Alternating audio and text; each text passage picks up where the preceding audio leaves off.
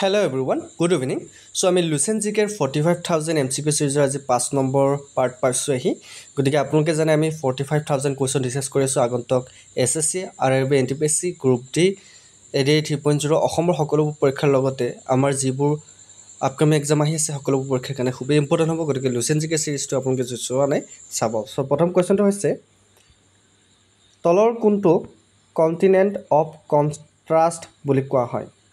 Which of the following is called continent of contrast? Africa,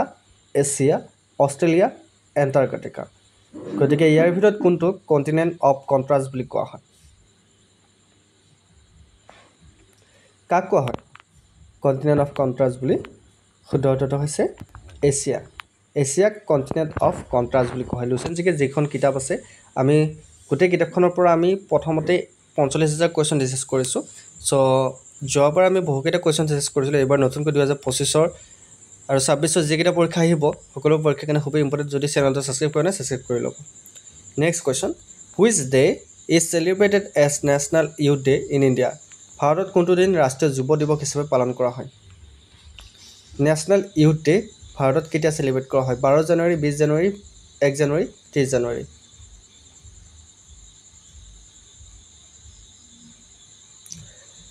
আমাৰ ভাৰতত national youth day কেতিয়া celebrate কৰা হয় 12 জানুৱাৰী তাৰিখে মনত ৰাখিব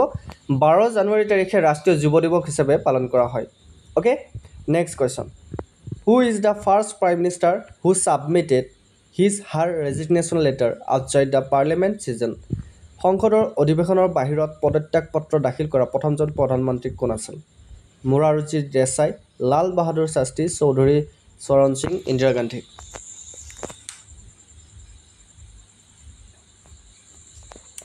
সংসদৰ অধিৱেশনৰ বাহিৰত পদত্যাগ পত্ৰ দাখিল কৰা প্ৰথমজন প্ৰধানমন্ত্ৰী কোন আছিল ইয়াৰ শুদ্ধ উত্তৰটো হৈছে চৌধুৰী চৰণ সিং ঠিক আছে অপচন সি হ'ব correct answer next question who was the governor general of India at the time of revolt of 1857 1857 চনৰ বিদ্ৰোহৰ সময়ত ভাৰতৰ গভৰ্ণৰ জেনেৰেল কোন আছিল 1857 চনত কি বিদ্ৰোহ হৈছিল চিপাহী বিদ্ৰোহ হয়নে গতিকে 1857 চনত যদি চিপাহী বিদ্ৰোহ হৈছিল গতিকে সেই সময়ত ভাৰতৰ গভৰ্ণৰ জেনেৰেল কোন আছিল লিটন মিণ্টু কেনিং ডেলহাউসি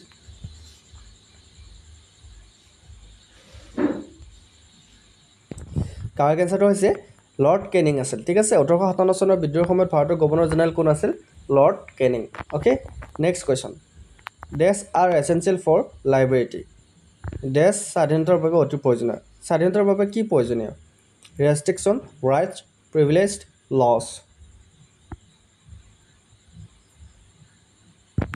শুদ্ধটো হৈছে ৰাইটছ অধিকাৰ ওকে অধিকাৰ স্বাধীনতাৰ বাবে অতি প্ৰয়োজনীয় গতিকে ৰাইটছ মনত ৰাখিব নেক্সট কোৱেশ্যন ডিষ্ট্ৰিক্ট জাজ is under the control of জিলা ন্যায়াধীশ কাৰ নিয়ন্ত্ৰণত থাকে বহুতে নাজানে কিন্তু দেই জিলা ন্যায়াধীশ কাৰ নিয়ন্ত্ৰণত থাকে ষ্টেট গভৰ্ণমেণ্ট হাই কোৰ্ট সুপ্ৰিম কোৰ্ট গভৰ্ণৰ গতিকে জিলা ন্যায়াধীশজন কাৰ নিয়ন্ত্ৰণত থাকে যদি আপোনালোকে ভাল পাইছে আমাৰ সিৰিজটো কণ্টিনিউ কৰিবলৈ কমেণ্টত জনাব লুচেন জিকে বহুত ইম্পৰ্টেণ্ট আগন্তুক ৰেলৱে পৰীক্ষা আহি আছে আমি ৰেলৱে পৰীক্ষাৰ কাৰণে আমাৰ লুচেন জিকে পিডিএফৰ লগতে আসামিয়াৰ বুক আৰু আপোনাৰ যিবিলাক ইম্পৰ্টেণ্ট মক টেষ্ট হওক প্ৰিভিয়াছ কুৱেশ্যনক মাত্ৰ 99 ৰুপিছত দি আছোঁ সো আপোনালোকে যদি ৰেলৱে পৰীক্ষা দিবলৈ ওলাইছে লুচেন জিকে কিতাপখন আপোনালোকৰ হাতত নাই তেনেহ'লে আমি 10,000 প্লাছ কুৱেশ্যন দি আছোঁ মাত্ৰ 99 ৰুপিছত প্ৰাইচটো আমি কমাই দিছোঁ যদি ল'ব বিচাৰিছে এই নাম্বাৰটোত পে'মেণ্ট কৰি হোৱাটছআপত স্ক্ৰীনশ্বট দি দিব পিডিএফ পাই যাব নাম্বাৰটো হৈছে 8638686390 আপোনালোকে জানে আমাৰ পৰা বহুতো কমন আহে সো বিশ্বাসী বন্ধু আপোনালোকক নিৰাশ নকৰে যিসকলে আজিলৈকে পিডিএফ লৈছে সো তেওঁলোকৰ বহুত লাভ হৈছে যদি আপোনালোকে আমাৰ চেনেলত আজি প্ৰথমবাৰ নতুন আহিছে তেনেহ'লে নাম্বাৰটো লিখি ল'ব নাম্বাৰটো হৈছে 8638686390 এইটো নম্বৰত হোৱাটছআপ আছে আপোনালোকে এইটো নম্বৰতে পে'মেণ্ট কৰিব লাগিব 99 ৰুপিজ পে'মেণ্ট কৰি কেনে হোৱাটছআপত স্ক্ৰীনশ্বট দি দিব আপোনালোকে 10,000 প্লাছ কুৱেশ্যন লাভ কৰিব ঠিক আছে 10,000 প্লাছ কুৱেশ্যন লাভ কৰিব লগতে মক টেষ্ট প্ৰিভিয়াছ ইয়াৰ কুৱেশ্যনো লুচেন জিকে বুকৰ গোটেইখিনি পাব ঠিক আছে সো জিলা ন্যায়াধীশক কাৰ নিয়ন্ত্ৰণ আছে হাই কোৰ্ট ঠিক আছে জিলা ন্যায়াধীশ কাৰ নিয়ন্ত্ৰণত থাকে হাই কোৰ্টৰ নিয়ন্ত্ৰণত থাকে next question the chemical formula of the লাফিং গেছ ইজ লাফিং গেছৰ ৰাসায়নিক সূত্ৰটো কি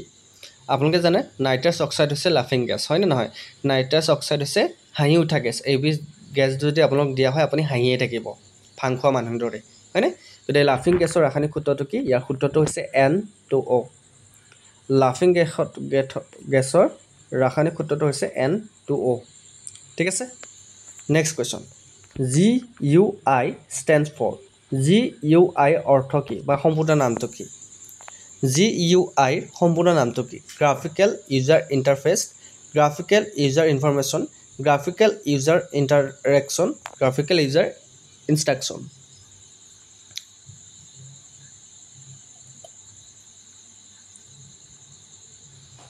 GUI সম্পূৰ্ণ নাম হৈছে গ্ৰাফিক্যাল ইউজাৰ ইন্টাৰফেস গতিকে মনত ৰাখিব অপচন এ আছে right answer next question who present the dynamic theory of profit লাভৰ গতিশীল তত্ত্ব কোনে উপস্থাপন কৰিছিল হাউলে জে.বি. ক্লাৰ্ক ৱালকাৰ নাইট গতিকে ইয়াৰ ভিতৰত কোনে লাভৰ গতিশীল তত্ত্ব উপস্থাপন কৰিছিল লাভৰ গতিশীল তত্ত্ব কোনে উপস্থাপন কৰিছিল একদম ইজি কোৱেশ্চন কাৰেক্ট আনসাৰটো হৈছে জে.বি. ক্লাৰ্কে ঠিক আছে জে.বি. ক্লাৰ্কে লাভৰ গতিশীল তত্ত্ব theory of profit dynamic theory of profit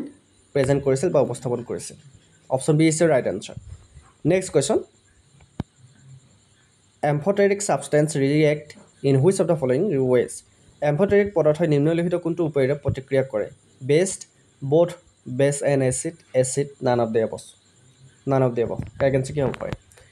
amphoteric পদাৰ্থই নিম্নলিখিত কোনটো উপায়েৰে প্ৰতিক্ৰিয়া কৰে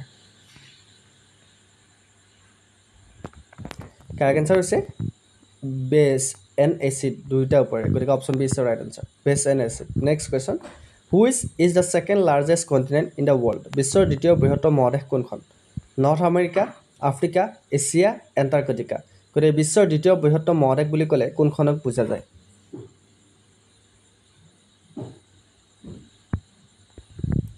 শুদ্ধটো হৈছে আফ্ৰিকা ঠিক আছে বিশ্বৰ প্ৰথম মহাদেশ হৈছে এছিয়া আৰু দ্বিতীয়খন হৈছে Africa next question jaundice is a disease which effect jaundice হৈছে এক ৰোগ যি প্ৰভাৱিত কৰে জণ্ডিছ হ'লে মানুহক কি প্ৰভাৱিত কৰে লিভাৰ হাৰ্ট স্প্লিন গলব্লাডাৰ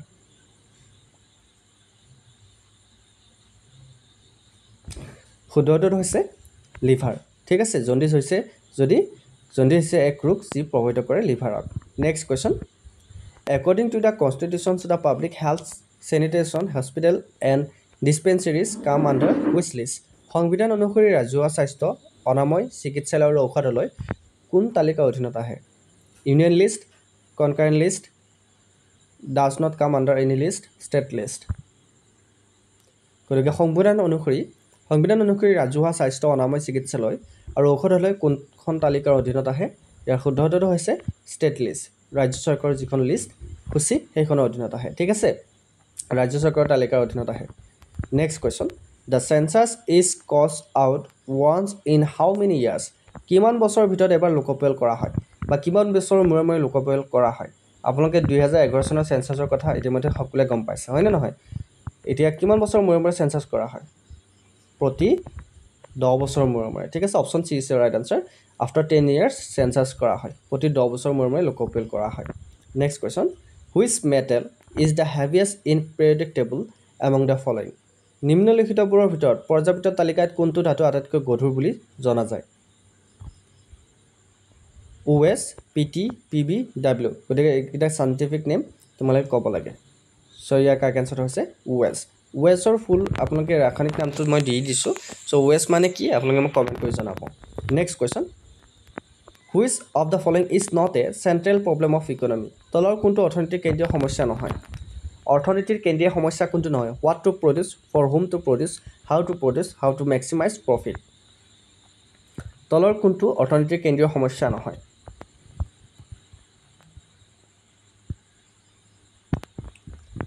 ইয়াৰ শুদ্ধটো হৈছে হাউ টু মেক্সিমাইজ প্ৰফিট ঠিক আছে হাউ টু মেক্সিমাইজ প্ৰফিট অৰ্থনীতিৰ কি নহয় কেন্দ্ৰীয় সমস্যা নহয় নেক্সট কোৱেশ্চন মহাবীৰাছ ফাৰ্ষ্ট ডিচিপল ৱাজ মহাবীৰৰ প্ৰথম শিষ্য কোন আছিল ভদ্ৰবাহু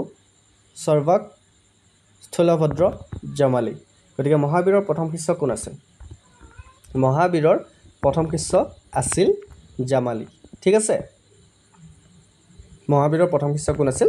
জামালী next question which Maurya empire went to Shravangbeleghola along with Bhadrabahu ভদ্ৰবাহুৰ লগত কোন মৌৰ্য সম্ৰাটে শ্ৰৱণ বেলাগোলালৈ গৈছিল দশৰথ বিন্দুসাৰ অশোক চন্দ্ৰগুপ্ত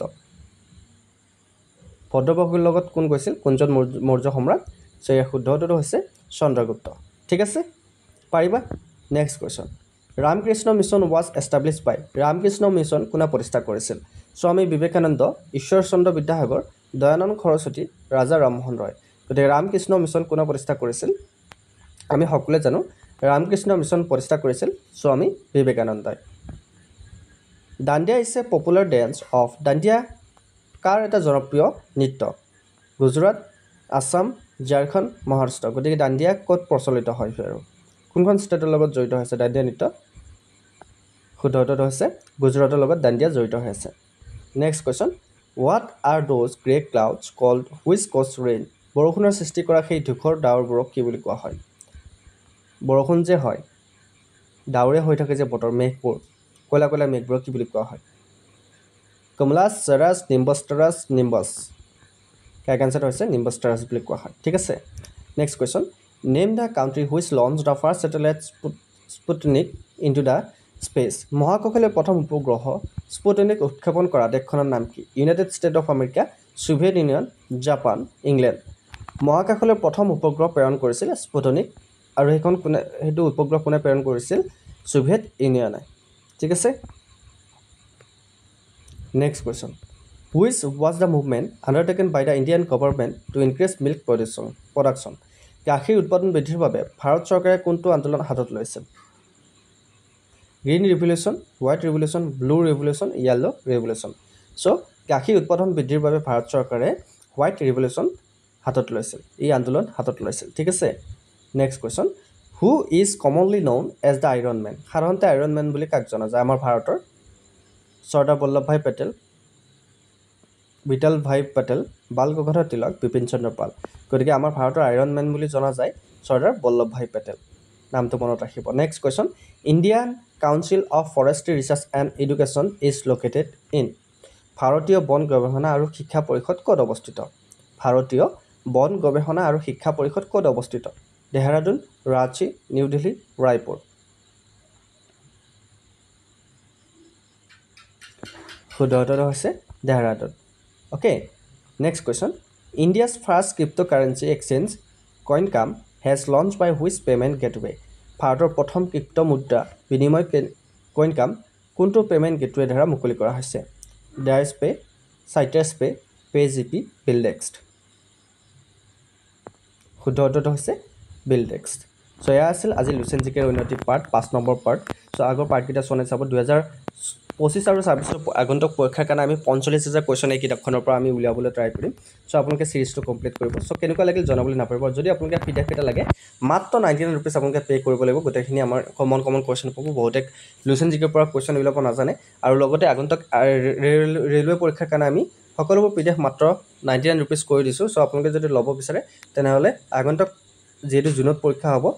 আপোনালোকে এই নাম্বাৰটোত পে'মেণ্ট কৰিলে আপোনালোকে PDF পাই যাব নাম্বাৰটো হৈছে 8638686390 ঠিক আছে চ' আশা কৰোঁ আপোনালোকে ক্লাছটো কৰি ভাল পাইছে যদি ভাল পাইছে লাইক কমেণ্ট চাই আমাৰ বিশেষমতে চেনেলটো ছাবস্ক্ৰাইব কৰি দিবলৈ নাপাহৰিব আজিলৈ ইমানেই অন্য এটা ভিডিঅ'ত আকৌ লগ পোৱাৰ প্ৰতিশ্ৰুতিৰে জয় হিন্দ জয় অসম